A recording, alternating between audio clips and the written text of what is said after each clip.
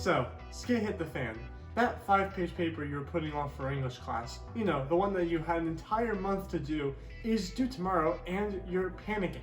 You've carved out the entire afternoon to work on it, but you've barely started and you need to ace this paper, and you really don't feel like pulling out an all-nighter. Well, say no more. In this video, we're going to teach you how to write a paper, whether or not it's due soon, super fast. This is Load of Scit.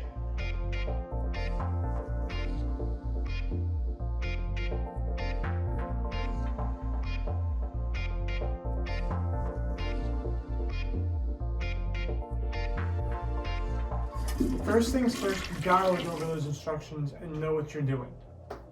Studies show that essays are 10 times harder to write when you don't know what you're writing about. Pore over those instructions and highlight any key words that identify what's being asked of you. You not only need to know what you're doing, but you also need to be well versed in any material you might need. Have you done some base research on your issue, and do you have a strong opinion? If it's a book, have you taken notes on its thematic or compositional elements? More importantly, have you read the book? Now you're ready to create something that I like to call the rough thesis. Based on your reading and preliminary research, this guy is going to be your paper's guide. Every piece of text you put down over the next few hours must support this great being. However, the reason I call my first thesis my rough thesis is because it can change, as we shall see. It may be your essay's deity, but it's not immutable to reason. Identify your thesis's main components and list them below your thesis. This is where you begin to expand your thesis into an argument and begin to form something truly sacred, your outline. This is the bulk of the writing process, where your prior knowledge, reasoning, and research coalesce into one cohesive train of thought. When put that way, it sounds less painful than it actually is, but it is necessary. Start by outlining your reasoning, and then support each point with scholarly research that you find via databases. Make sure your points are specific and well ordered, and that you include and explain evidence so it supports your essay. Remember to include links to your sources at the end of the outline, and write the in-text source citation in proper format next to each quote or piece of evidence. It will save you time later.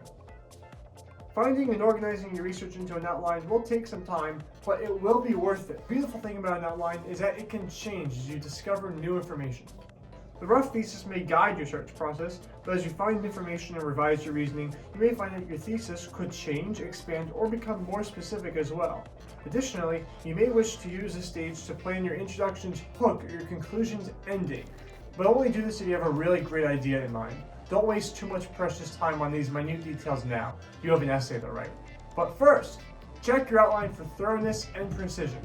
Your thesis, followed by your outline, should look like a well-constructed argument, because it is essentially the Cliff Notes version, something my literary essayists are no doubt familiar with, of your essay.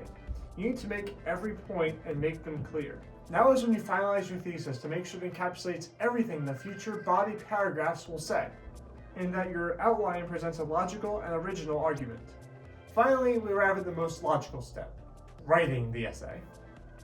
Your beleaguered brain and hurting hands, however, will be thankful that you've already done most of the intellectual work. Just look at that beautiful outline. Build your essay, your thesis deity's temple, from the foundations of your outline. Literally, use your outline to structure your essay, following a claim or subclaim with evidence and reasoning as needed. The most important thing you can do here is include transitory phrases, expressions, and expansions to make sure that your essay reads like an educated person wrote it. Vary your word and sentence structure, and separate your paragraphs and sentences in the way that best supports your argument. This process is, in practice, actually quite simple, and shouldn't take too long at all. Once your body paragraphs are complete, formulate an introduction that demands your reader's attention and a conclusion that rewards it. Your intro should include a subtle but strong hook that segues your thesis, which should be written out fully in 1 to 2 sentences. Your conclusion should summarize the essay's most important points and fade out in a number of ways, either by expanding on your initial hook and illustrating the importance of your essay via the double funnel method, or with some other intelligent ending. You and your readers are spending considerable time on this essay. Make that time worthwhile. Proofread. Proofread for clarity, for grammar, for structure. Don't let small mistakes throw your paper. Read your paper under different lenses, checking for different mistakes. A great way to do this is to read your paper out loud to yourself or someone else. If a sentence sounds poorly worded, it probably is. Give your paper an epic title that both brings readers in and captures the essence of your essay. It's a lot to do in a few words, but in a professional or commercial setting, the headline often makes or breaks a piece's success. I find that subtle alliteration and exacting diction tend to work well, but each author has their own tricks. Finally, if required, put the paper in proper format. MLA, APA, or other guidelines can be found in detail on the web, but a clean font, proper spacing and headings, and page numbers, as well as how the writing looks on the page, really impact your paper's success. And don't forget the Works Cited page. And now the moment we've all been waiting for. You finished your paper for posterity, you've printed it out on nice, warm 8.5 by 11 paper, and are prepared to hand it in. Our last step, finally, is realize you answered the wrong essay prompt and have to start over. Poor Miles.